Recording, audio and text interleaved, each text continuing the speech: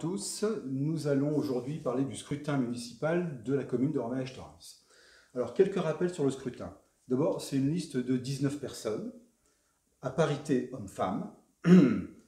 Troisième point, c'est le suffrage universel indirect, c'est-à-dire que nous allons, nous, en tant que citoyens, élire une liste, et dans cette liste, on va choisir un maire qui sera élu par, justement, ce conseil municipal.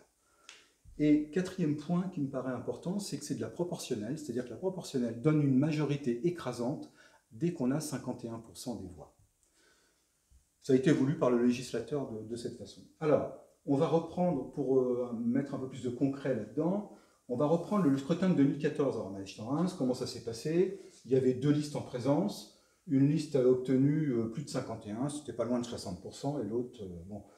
On va prendre 51 et 49. À 51%, vous avez 15 élus. Et dès que vous êtes au-dessus de 51%, vous avez plus de une quinzaine d'élus, et donc vous pouvez gouverner facilement 15 élus sur 19. Vous avez 80% des élus. Maintenant, voyons une autre possibilité. C'est une possibilité avec trois listes. Admettons qu'au tour numéro 1, on ait une liste A à 49, une liste B à 26 et une liste C à 25. Personne n'est élu, puisqu'il n'y a pas de majorité absolue, n'est que relative.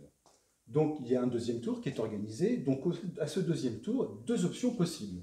Soit tout le monde se maintient, donc à ce moment-là, la liste A, admettons que les votes se refassent de la même façon, donc 49, 26, 25, ça nous donne pour la liste A 15 élus, la liste B 2 et la liste C 2 élus.